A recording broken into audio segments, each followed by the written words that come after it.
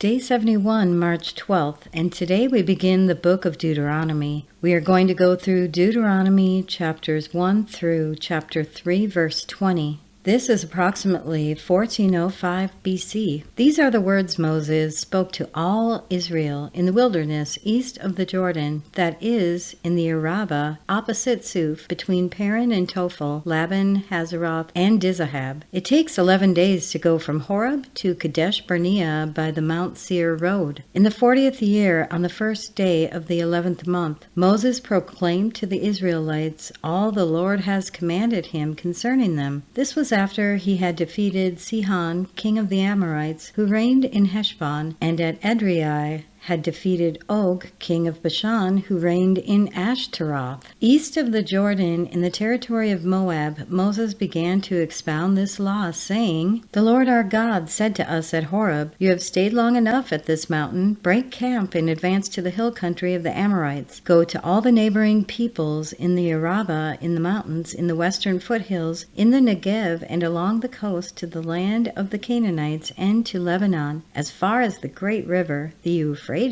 See, I have given you this land. Go in and take possession of the land the Lord swore he would give to your fathers, to Abraham, Isaac, and Jacob, and to their descendants after them. At that time I said to you, you are too heavy a burden for me to carry alone. The Lord your God has increased your numbers so that today you are as numerous as the stars in the sky. May the Lord, the God of your ancestors, increase you 1,000 times and bless you as he has promised. But how can I bear your problems and your burdens and your disputes all by myself? Choose some wise, understanding, and respected men from each of your tribes, and I will set them over you." You answered me, "What you propose to do is good." So I took the leading men of your tribes, wise and respected men, and appointed them to have authority over you, as commanders of thousands, of hundreds, of fifties, and of tens, and as tribal officials. And I charged your judges at that time, hear the disputes between your people and judge fairly, whether the case is between two Israelites or between an Israelite and a foreigner residing among you. Do not show partiality in judging. Hear both small and great alike. Do not be afraid of anyone, for judgment belongs to God. Bring me any case too hard for you, and I will hear it. And at that time I told you everything you were to do.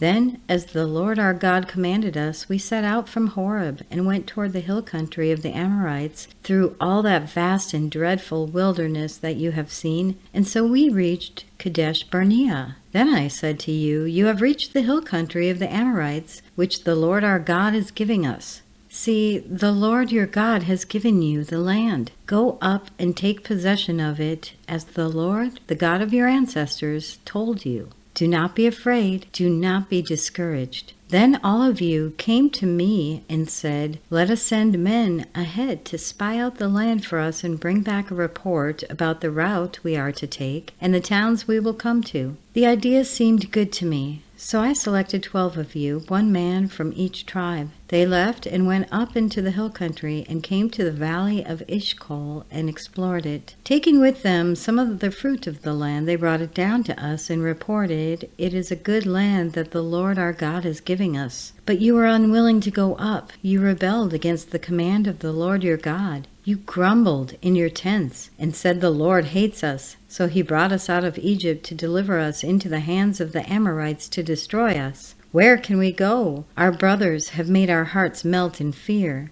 They say, "The people are stronger and taller than we are. The cities are large, with walls up to the sky. We even saw the Anakites there." Then I said to you, "Do not be terrified, do not be afraid of them. The Lord your God, who is going before you, will fight for you, as he did for you in Egypt before your very eyes, and in the wilderness. There you saw how the Lord your God carried you, as a father carries his son, all the way you went until you reached this place. In spite of this, you did not trust in the Lord your God, who went ahead of you on our journey, in fire by night and in a cloud by day, to search out places for you to camp and to show you the way you should go. When the Lord heard what you said, he was angry and solemnly swore, "No one from this evil generation shall see the good land I swore to give your ancestors, except Caleb, son of Jephunneh. He will see it, and I will give him and his descendants the land he sets his feet on, because he followed the Lord wholeheartedly. Because of you, the Lord became angry with me also and said, You shall not enter it either, but your assistant Joshua, son of Nun, will enter it. Encourage him, because he will lead Israel to inherit it. And the little ones that you said would be taken captive, your children who do not yet know good from bad, they will enter the land. I will give it to them, and they will take possession of it. But as for you, turn around and set out toward the desert along the route to the Red Sea."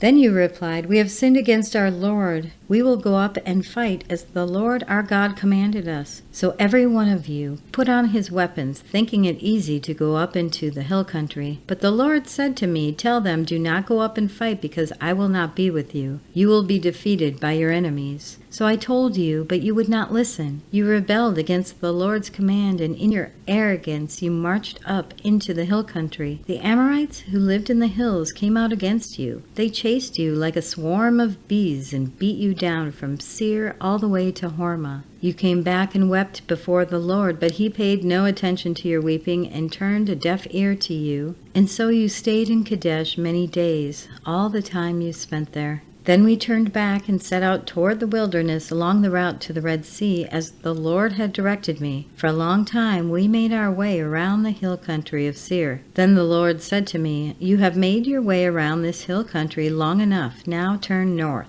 Give the people these orders. You are about to pass through the territory of your relatives, the descendants of Esau, who lived in Seir. They will be afraid of you, but be very careful. Do not provoke them to war, for I will not give you any of their land, not even enough to put your foot on. I have given Esau the hill country of Seir as his own. You are to pay them in silver for the food you eat and the water you drink. The Lord your God has blessed you in all the work of your hands. He has watched over your journey through this vast wilderness. These 40 years the Lord your God has been with you, and you have not lacked anything." So we went on past our relatives, the descendants of Esau who lived in Seir. We turned from Arabah road, which comes up from Elath and Ezion-Geber, and traveled along the desert road of Moab. Then the Lord said to me, "Do not harass the Moabites or provoke them to war, for I will not give you any part of their land. I have given Ar to the descendants of Lot as a possession. The Emites used to live there, a people strong and numerous, as tall as the Anakites. Like the Anakites, they too were considered Rephaites, but the Moabites called them Emites. Horites used to live in Seir, but the descendants of Esau drove them out. They destroyed the Horites from before them and settled in their place, just as Israel did in the land the Lord gave them as their possession. And the Lord said, "Now get up and cross the Zered Valley." So we crossed the valley. 38 years passed from the time we left Kadesh Barnea until we crossed the Zered Valley. By then the entire generation of fighting men had perished from the camp, as the Lord had sworn to them. The Lord's hand was against them until he had completely eliminated them from the camp. Now when the last of these fighting men among the people had died, the Lord said to me, "Today you are to pass by the region of Moab at Ar. When you come to the Ammonites, do not harass them or provoke them to war, for I will not give you possession of any land belonging to the Ammonites. I have given it as possession to the descendants of Lot." That too was considered a land of the Rephaites who used to live there, but the Ammonites called them Zamzummites. They were a people strong and numerous, and as tall as the Anakites. The Lord destroyed them from before the Ammonites, who drove them out and settled in their place. The Lord had done the same for the descendants of Esau who lived in Seir, when he destroyed the Horites from before them. They drove them out and have lived in their place to this day. And as for the Avites who lived in villages as far as Gaza, the Caphtorites, coming out of Caphtor, destroyed them and settled in their place.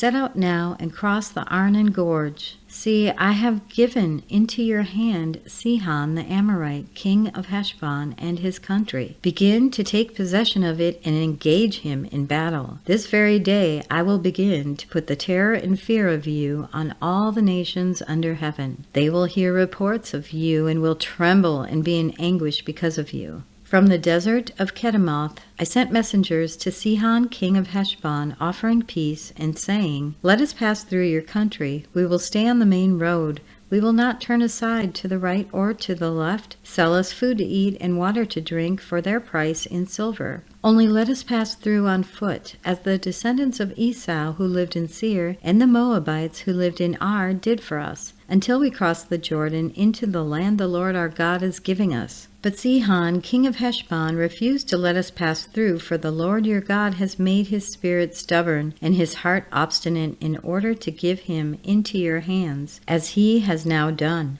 The Lord said to me, See, I have begun to deliver Sihon and his country over to you. Now begin to conquer and possess his land. When Sihon and all his army came out to meet us in battle at Jahaz, the Lord our God delivered him over to us, and we struck him down, together with his sons and his whole army. At that time we took his towns and completely destroyed them, men, women, and children. We left no survivors, but the livestock and the plunder from the towns we had captured we carried off for ourselves. From Aror on the rim of the Arnon Gorge, and from the town in the gorge, even as far as Gilead, not one town was too strong for us. The Lord our God gave us all of them. But in accordance with the command of the Lord our God, you did not encroach on any of the land of the Ammonites, neither the land along the course of the Jabbok, nor that around the towns and the hills. Next we turned and went up along the road toward Bashan, and Og, king of Bashan, with his whole army, marched out to meet us in battle at Edrei. The Lord said to me, Do not be afraid of him, for I have delivered him into your hands, along with the whole army and his land. Do to him what you did to Sihon, king of the Amorites, who reigned in Heshbon. So the Lord our God also gave into our hands Og, king of Bashan, and his army. We struck them down, leaving no survivors. At that time we took all his cities. There was not one of the 60 cities that we did not take from them. The whole region of Argob, Og's kingdom in Bashan. All the cities were fortified with high walls and with gates and bars, and there were also a great many unwalled villages. We completely destroyed them, as we had done with Sihon, king of Heshbon, destroying every city, men, women, and children. But all the livestock and the plunder from their cities we carried off for ourselves. So at that time we took from these two kings of the Amorites the territory east of the Jordan, from the Arnon Gorge as far as Mount Hermon.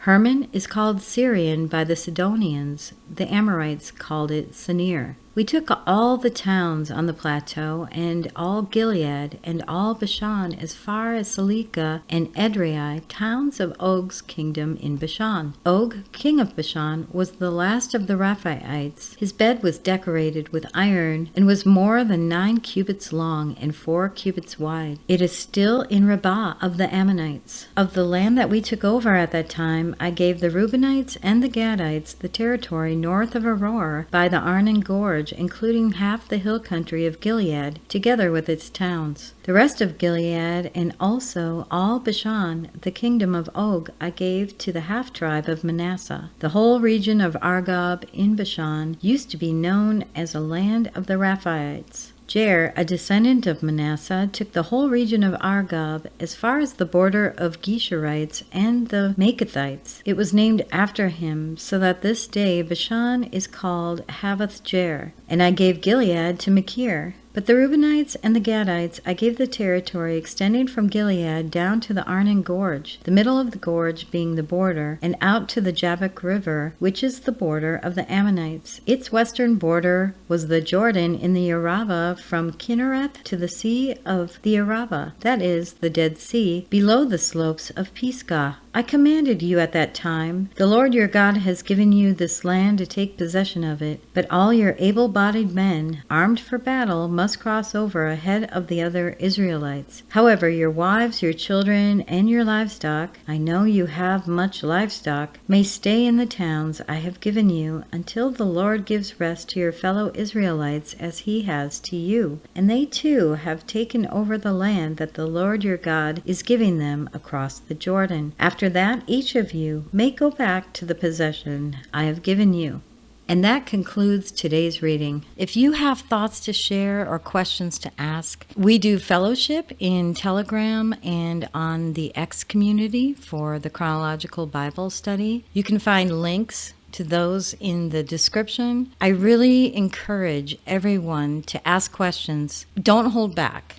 No question is silly or stupid, and we're all learning. We're learning together. We want to help each other. We want to build up that fellowship. Thank you so much for listening to today's reading, and we will be back tomorrow with our next one. Have a blessed day, my friends. While shepherds kept their watching over silent flocks by night, behold, throughout the heavens there shone a holy light. Go tell it on the mountain, over the hills and everywhere. Go tell it on the mountain that Jesus Christ is born.